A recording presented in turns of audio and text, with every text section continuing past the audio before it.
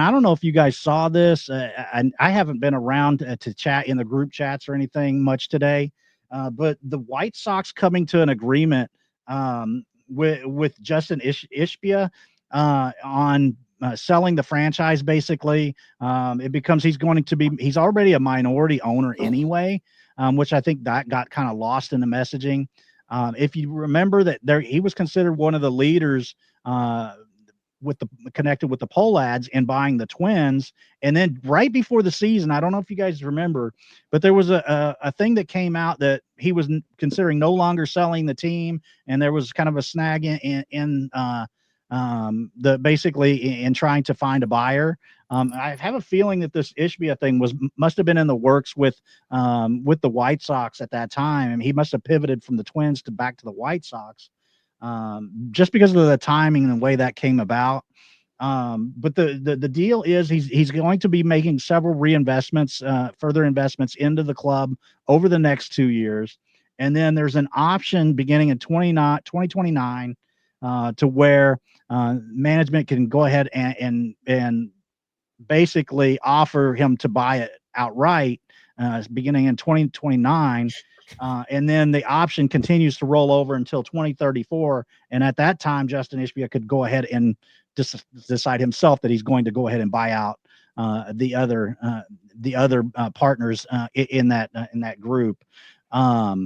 So I thought that was really encouraging for White Sox fans who've been very, very upset. I wish Kevin could have come on with us tonight. I know he's been outspoken against the White Sox ownership there in Chicago. There was some rumors that they were looking at Nashville as a potential moving spot last summer. So I think this is encouraging because of the fact that the Ishbia brothers have been very fan friendly over the years. With the Phoenix Suns a couple years ago with the whole Bally nonsense that was going down, I really liked that they created an ability for the local in-market fan base to be able to watch their games free of charge on over-the-air affiliates in the throughout Arizona. So I think that this is a very positive sign for the White Sox. Did you guys have any thoughts when you saw this news today? JC, I'll start with you. What was your thoughts on the potential sale here? Well, I'm a big basketball fan as well as a baseball fan. And Matt Ishbia with the Suns has made some interesting moves, I would have to say, over the last couple of years since acquiring the team. And so to me, it's a different sport, different brother, but I immediately am like, okay, whoa. So the White Sox are going to try to be competitive in all likelihood at some point. I think we definitely see a different shift over the next probably couple of years in the White Sox mentality, I would guess, as the, official finalization of this type of ownership deal comes along. I would assume, even if he's not going to be the majority owner immediately, there's a good chance we'll see him have influence, I would think. And that can open up the door, I think, for the White Sox to become a very interesting franchise. I also found it fascinating. This was announced on the same day that Kyle Teal got called up. Just happens to be that another big part of their future is involved in the same day. And I wonder, the White Sox obviously they're better than they were last year for sure, but they're still really bad. So being better than you were last year is something, I guess. I don't know. Maybe we'll see. I feel like we're a few years away from likely seeing serious impact of whatever moves are made, but this definitely, I feel like, signals a new era for the White Sox in terms of their aggression and their desire to be a competitive franchise. And I don't really have hesitation that they're going to be willing to spend money now. They're going to try to take advantage of that Chicago market and go get away from being little brother, I would say, in a lot of ways. Kind of similarly to the Mets. I wouldn't be surprised if this is a situation where they get more aggressive to try to become more of a competitor in that market and reestablish themselves. Yeah, and Matt Ishbia will be a minority owner in that group when they take over for Jerry Reinsdorf. Jerry Reinsdorf's 89 years old. So right. I just have a feeling that this is going to be, and they already announced that they are going to keep the Bulls in the family. His son Michael has been kind of running a lot of the day-to-day stuff for both of those organizations, and the Bulls will stay in the family. But they are going to be shipping out the White Sox to the Ishbia brothers, basically. And I think that this is going to be really fascinating because Chicago's a massive market. I mean, there's a lot of potential if they come in. And the Cubs across town have been criticized ad nauseum for not spending as much as people think they should. So suddenly there's a potential opportunity here. Now the reinvestments that Justin is going to be doing over the next 2 years will be completely used to pay down debt. So I have a lot of not concerns, but curiosities about, okay, are you trying to pay down this debt so that then you could privately finance a new stadium? Because we know there's been a lot of talks about a stadium deal, and local government has said that they are not interested in funding one. So I think that this is going to be a very fascinating story to watch, and I think it's becoming an exciting time for the White Sox. Ty, did you have any thoughts on this deal or any implications? I see Ram commenting too, saying, echoing to what JC was talking about the Suns making some interesting moves. And if interesting means buying superstars and trying to compete like to the death of you, I'm game. Like that's what I want to see. I want to see teams making big splashes and trying to do things, especially like, yeah, okay, we've got maybe a super team in there right now, but in winnable divisions, being laid back doesn't do anything for you, right? We saw the Cubs make a big move to move up in their division, and it worked. Like the Tigers aren't like an insurmountable team. Like this is a team that just last year was sellers, right? So I think paying some money is a good idea, but like what you're saying, Ash, about trying to pay down some debts, I do think that will be the way to go. And I like seeing teams gunning for it. So I, like Ram said too, I'd like to see an expansion team before I see a moved team. But that might not happen with the way that the Rockies are going right now. But yeah, I like it. I think it's a good idea. This is the kind of move that doesn't just start blaming people, managers, GMs, but is saying like, look, collectively, we need to make some changes. And this is a very large change. This is a change that says, hey, buckle up because you guys are about to spend a lot of money and you're about to try to do some stuff. And I like that. I agree. Also, give me Montreal back, Mark. I agree. I do want to, if I can respond to what Ty said real quickly. I find it absolutely fascinating that I just think I think Ram makes a great point in the comments that with MLB you don't have the same type of salary restraints and second apron and things of that nature that you do in the NBA, which certainly changes things. That being said, I think Ty framed the Suns' moves in a very positive light when in reality they missed the play-in this year. They couldn't make the play-in over a Mavs team that pretty much played through Spencer Dinwiddie for a month. And I don't know if y'all follow basketball, but like that's not great.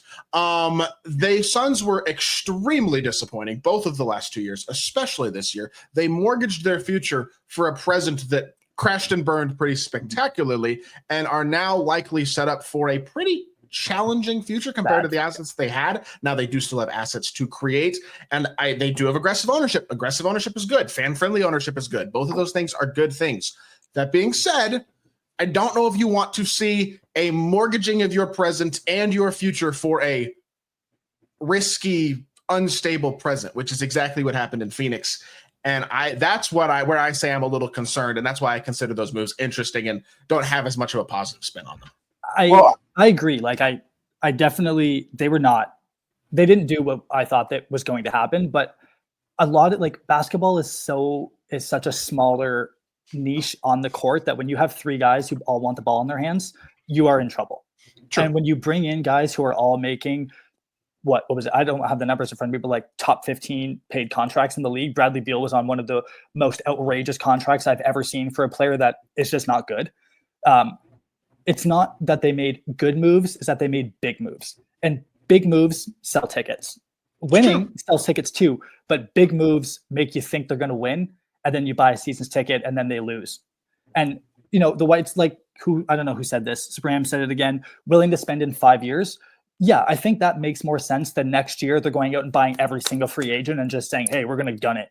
I don't think that's a good idea either. But I like a team that wants to make moves. They have some very interesting pitching prospects. That's a team that has the potential if guys like Noah Schultz and Hagen Smith and Grant Taylor were to pan out.